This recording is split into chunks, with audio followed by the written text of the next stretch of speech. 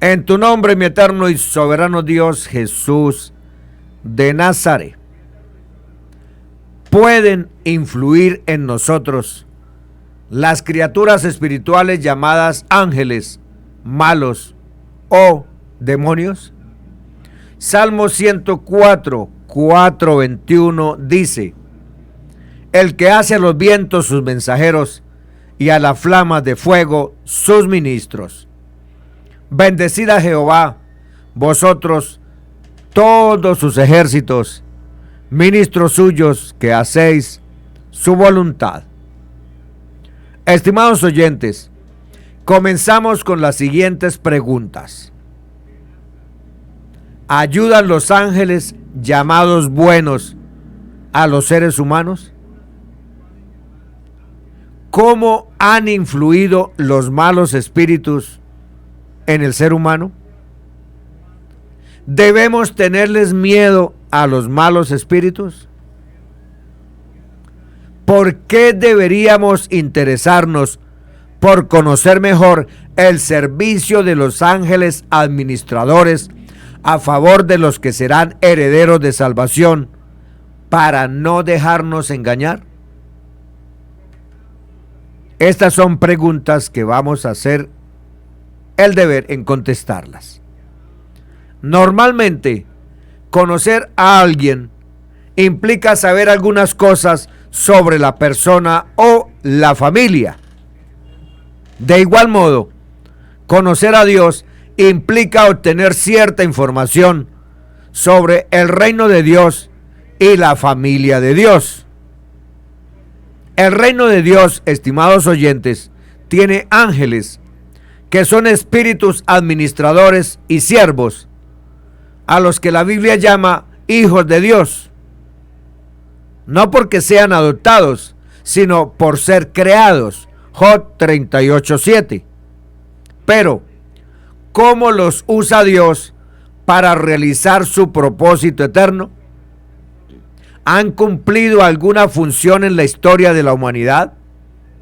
¿Influyen los ángeles buenos o malos en nuestra vida? Y si así es, ¿cómo lo hacen? ¿Qué origen tienen los ángeles y cuántos hay? La Biblia, estimado oyente, menciona a los ángeles cientos de veces. Analicemos algunas de estas menciones para conocerlos mejor. ¿Qué origen tienen los ángeles? Colosenses 1:16 responde sin duda o rodeo alguno. Dice: por medio de Jesucristo todas las cosas fueron creadas en los cielos y la tierra. Así pues, los seres espirituales llamados ángeles fueron creados individualmente por Dios mediante su palabra. También el hombre creado a imagen y semejanza de Dios fue hecho por Dios mismo. Preguntamos, ¿cuántos ángeles hay? La Biblia indica que hay cientos de millones y que todos ellos son poderosos. Salmo 103:20.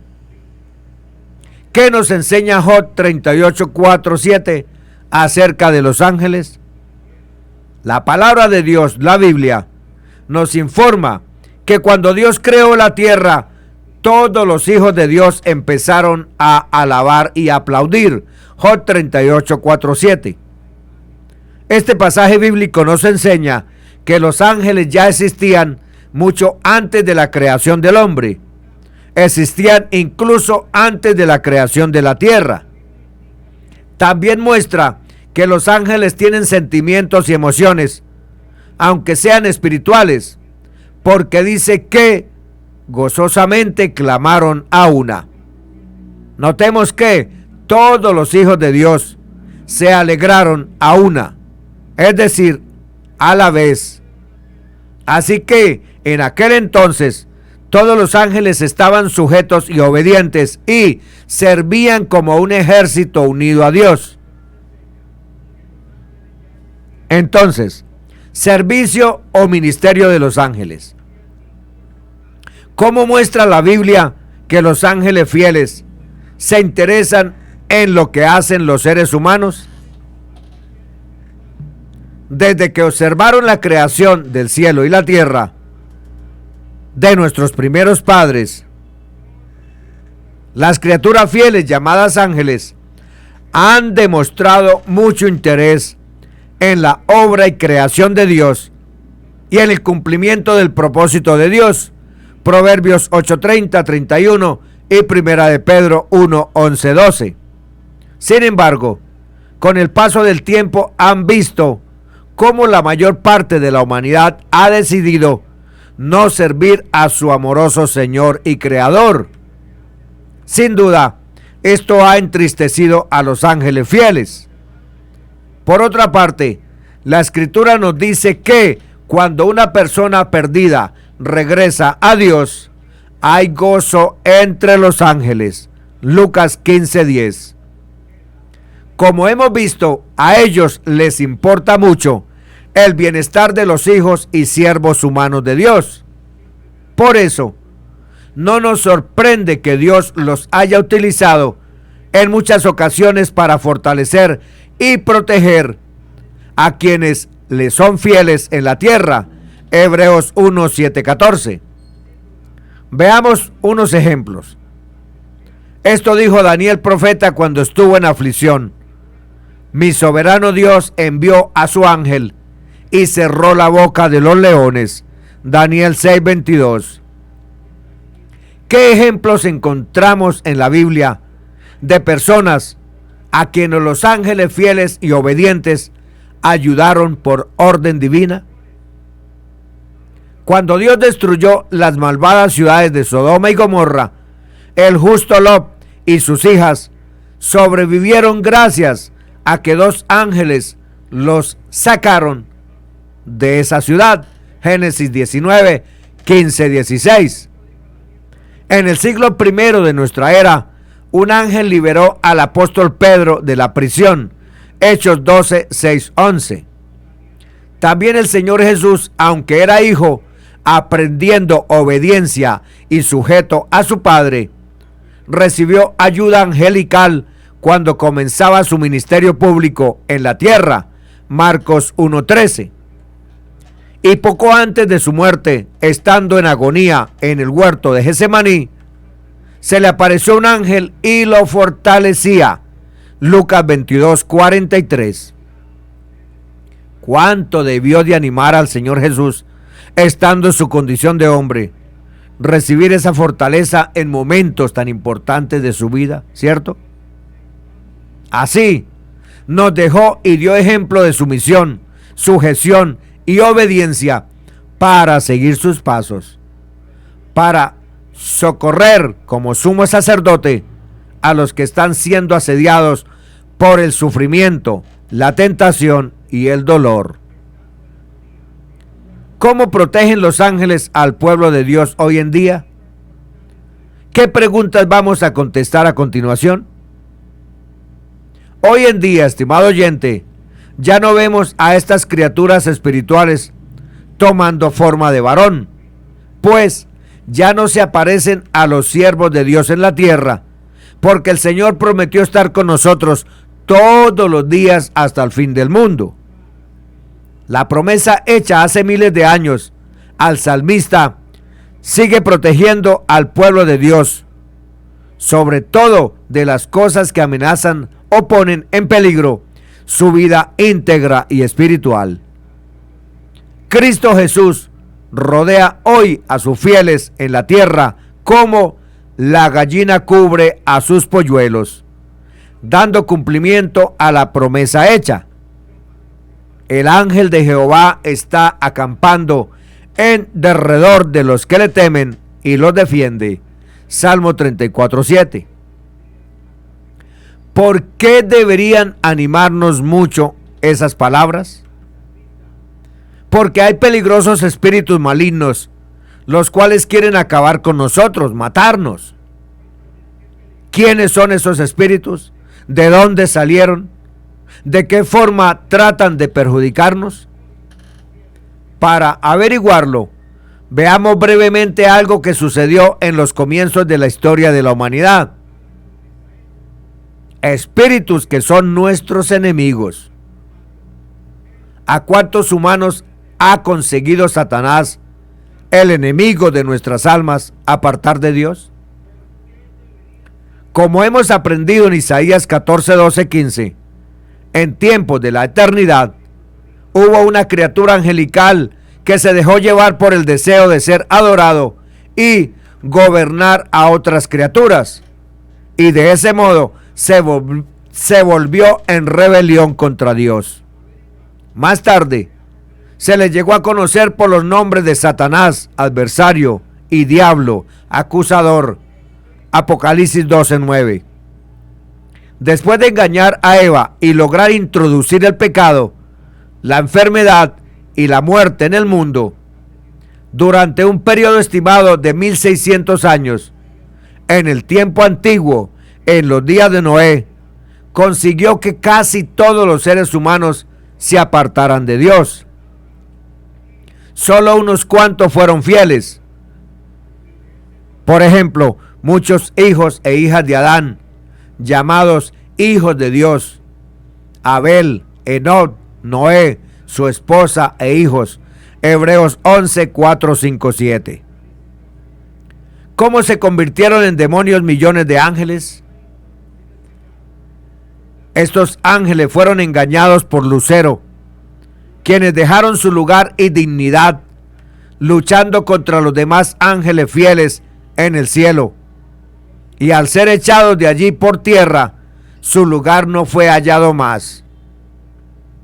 Unos permanecen desde el tiempo de rebelión en el abismo, en el infierno, entregados a prisiones de oscuridad, y otros están con el príncipe de la potestad del aire, quien de esta forma se convirtió en el gobernador de los demonios. Mateo 9:34.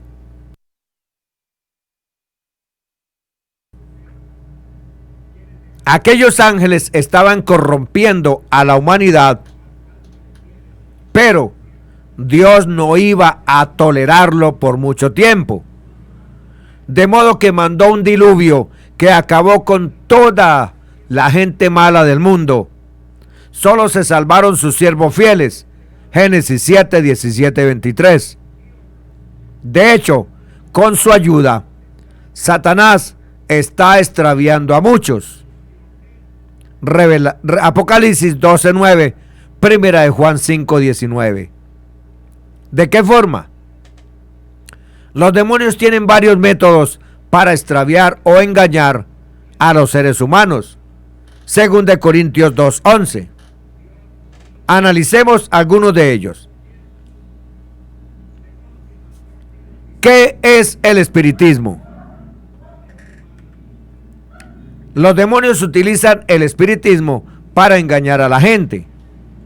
El espiritismo es el conjunto de prácticas con las que se establece relación con los demonios, sea directamente o a través de un medium. La Biblia condena estas prácticas y nos advierte que evitemos todo lo relacionado con ellas. Gálatas 5, 19, 21. Se podría comparar el espiritismo al cebo o carnada que usan los pescadores. El pescador emplea diversos tipos de cebo para atrapar distintos tipos de peces. De igual modo, los malos espíritus utilizan diferentes formas de ocultismo, hechicerías y perversidades espiritualistas para que las personas caigan bajo su control. Preguntamos, ¿qué abarca la adivinación y por qué debemos evitarla? Un tipo de cebo que usan los demonios es la adivinación. ¿Qué abarca la adivinación? Todas las prácticas con las que se intenta conocer el futuro o lo oculto. Algunas formas de adivinación son la astrología, el uso de la bola de cristal, el empleo de cartas, la lectura de la palma de la mano, de las cenizas del cigarrillo, residuos del café y té, y hasta escarbar las entrañas de las aves o animales. Aún en la búsqueda de revelaciones o señales misteriosas, en los sueños que tenemos al dormir algunas veces. Aunque muchos creen que estas prácticas son inofensivas, la Biblia muestra que los adivinos trabajan en colaboración con los espíritus malos. Hechos 16, 16, 18 dice que un demonio de adivinación hacía posible que una muchacha practicara el arte de la predicción. Por eso, tan pronto como fue liberada del demonio, la muchacha perdió esa habilidad. ¿Por qué es peligroso intentar comunicarse con los muertos? Preguntamos. Esta forma que tienen los demonios de engañar a la gente, animándola a comunicarse con los muertos, es abominable a Dios, es detestable. A los que lloran la muerte de seres queridos, a menudo se les hace creer cosas sobre los muertos que no son ciertas. Puede que un medium les dé información poco conocida sobre el difunto o hable con una voz que parezca la del muerto. Esto ha llevado a muchas personas a pensar que los muertos en realidad están vivos y que si se comunican con ellos recibirán consuelo. Pero tal consuelo es falso y además muy peligroso. ¿Por qué? Porque los demonios, al tratar de imitar la voz de los muertos y dar al medium información sobre ellos, no solo engañan, sino que atan a una persona bajo la influencia de la posesión demoníaca y la rebelión, sin darse en cuenta. 1 Samuel 28, 3, 19. Por otra parte, como aprendimos a través de la Escritura, si alguien fallece, deja de existir a este mundo. Salmo 115, 17. Sus pensamientos y su incumbencia en este mundo cesa definitivamente. De modo que todo el que pregunta a los muertos ha sido engañado por los malos espíritus y actúa en contra de la voluntad de Dios. Deuteronomio 18:10, 11, Isaías 8:19. Pues esa persona difunta ya no tiene parte en este mundo. Por lo tanto, hay que evitar ser engañados de esa peligrosa carnada de los demonios. Preguntamos, ¿qué han logrado muchas personas que antes temían a los demonios? Los espíritus malignos no solo engañan a las personas, sino que también las asustan y hasta las hacen entrar en pánico. Satanás y sus demonios saben que solo les queda un corto espacio de tiempo para que los eliminen de la escena mundial y sean condenados por la eternidad. Por eso actúan con más crueldad que nunca. Apocalipsis 12, 12, 17. Aún así, miles de personas que antes vivían atemorizadas por esos espíritus han podido librarse de ellos. ¿Cómo lo han logrado? ¿Cómo puede uno librarse de los demonios, incluso si se ha estado mirando por horas películas que exaltan la obra diabólica o han practicado hechicería, espiritismo, ocultismo o magia? La única forma de ser libres es entregando su vida al Señor Jesús, reconocer su pecado, ser bautizados en el nombre del Señor Jesucristo para el perdón de los pecados y ser llenos del Espíritu Santo. Vivir una vida separada del mundo en santidad y honor y perseverar hasta el fin. Cristo Jesús puede librarnos al más vil pecador y hacernos nuevas criaturas. Las cosas viejas pasadas pasan y todas son hechas nuevas. ¿Cómo oponernos a los malos espíritus? ¿Cómo podemos librarnos de los malos espíritus siguiendo el ejemplo de los cristianos de Éfeso del siglo I? La Biblia nos dice cómo oponernos a los espíritus malos, estimado oyente, y cómo librarnos de ellos. Veamos el ejemplo de los cristianos que vivían en la ciudad de Éfeso en el siglo I. Antes de ellos entregarle la vida al Señor, algunos habían practicado el espiritismo. Cuando decidieron dejar de hacerlo, ¿qué paso dieron? La palabra de Dios indica: buen número de los que habían practicado artes mágicas juntaron sus libros y los quemaron delante de todos. Hechos 19:19. Aquellos nuevos cristianos destruyeron sus libros de magia y así dieron el ejemplo a la gente de la actualidad que quieran oponerse a los espíritus malos. Quienes desean servir a Dios tienen que deshacerse de todos los objetos relacionados con el espiritismo, la hechicería y el ocultismo. Eso incluye libros, revistas, películas, carteles y grabaciones musicales que animen a practicar el espiritismo o lo presenten como algo atractivo y emocionante. También incluye los amuletos u otros objetos que suelen llevar las personas para protegerse del mal. 1 Corintios 10:21. Preguntamos, ¿qué tenemos que hacer para oponernos a las fuerzas espirituales malvadas? Unos años después que los cristianos de Éfeso destruyeron sus libros de magia, el apóstol Pablo les escribió: tenemos una lucha contra las fuerzas espirituales de maldad. Efesios 6:12. Eso indica que los demonios no se han rendido. Aún intentan tener a los cristianos bajo su control.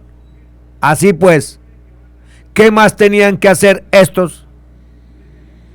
Sobre todo, dijo Pablo, tomen el escudo de la fe, con el cual podrán apagar todos los proyectiles encendidos del diablo, es decir, de Satanás. Efesios 6:16. Cuanto más fuerte sea nuestro escudo de la fe, mejor podremos oponernos a las fuerzas espirituales malvadas, derrotándolos con la espada del Espíritu, que es la palabra de Dios. Mateo 17:20. Entonces, ¿cómo podemos fortalecer la fe? Sencillo, estudiando la Escritura, leyendo diligentemente y atentamente, orar sin cesar, ayunar, vigilar, guardarnos limpios y en santidad. Para que un muro sea sólido, estimados oyentes, para que un muro sea fuerte, es muy importante que tengan buenos cimientos, bases fuertes, buen hierro, buen cemento. Del mismo modo, para que nuestra fe sea sólida, debe tener un fundamento fuerte, el conocimiento exacto de la palabra de Dios, el poder del Espíritu y permanecer firmes en la verdad. Si leemos y estudiamos la Biblia todos los días, nuestra fe se fortalecerá como un muro sólido. Esa fe nos servirá de escudo contra la influencia de los espíritus malos. 1 Juan 5:5. ¿Qué debemos hacer para protegernos de los demonios? ¿Qué más tenían que hacer los cristianos de Éfeso? Como vivían en una ciudad llena de demonios, necesitaban más protección aún. Por eso Pablo les dijo: con toda forma de oración y ruego, oren en toda ocasión en el Espíritu. Efesios 6:18. Como nosotros también vivimos en un mundo lleno de demonios, para hacer frente a los ataques de los malos espíritus, es esencial que le roguemos a nuestro Dios, en nombre del Señor Jesús, que nos proteja. Algo fundamental es que mencionemos el nombre de nuestro Señor Jesucristo en las oraciones. Salmo 91:15, Proverbios 18:10. Además, tenemos que pedirle constantemente que nos libre del mal y del príncipe del mal, Satanás. Mateo 6:13. Sin duda alguna, nuestro Dios contestará nuestros ruegos. Salmo 145:19. ¿Por qué podemos estar seguros de que venceremos en nuestra lucha contra los espíritus malvados? Es cierto que los espíritus malignos son peligrosos, pero no tenemos por qué vivir atemorizados por ellos. Si nos oponemos al diablo y nos acercamos a Dios haciendo su voluntad, Santiago 4:7-8. El poder de los malos espíritus tiene límites. En tiempos de Noé, los demonios no pudieron vencer y en el futuro recibirán su juicio final. Judas 6.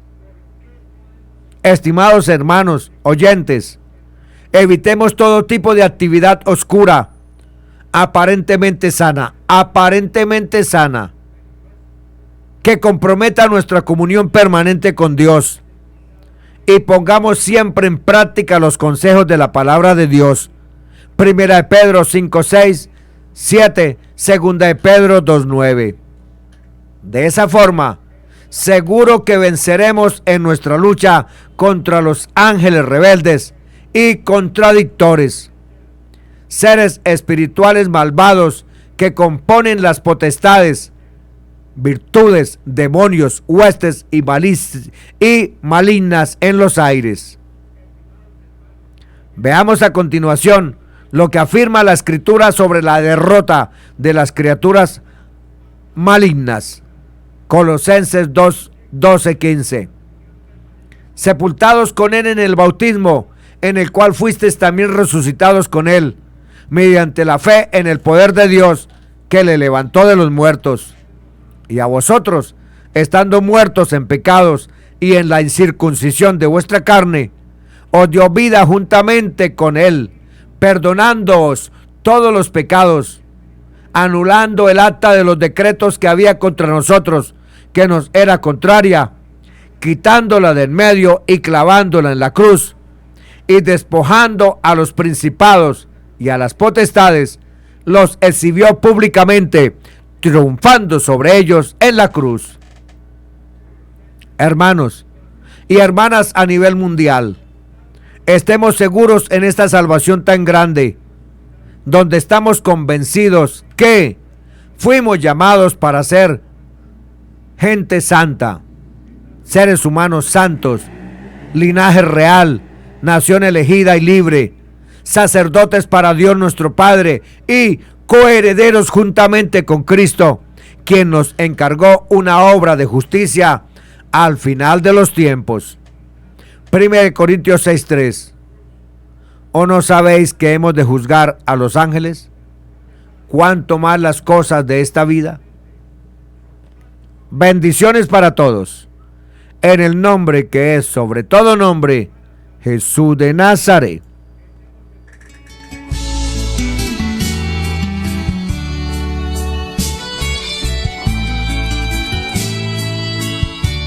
Mi eterno y soberano Dios, gracias te doy, Señor Jesús, por haberme dado permiso de compartir tu palabra. Permite que tu palabra llegue, Señor, donde esté la necesidad. Permíteselo, Señor. Bendito eres tú por los siglos de los siglos. Donde yo ando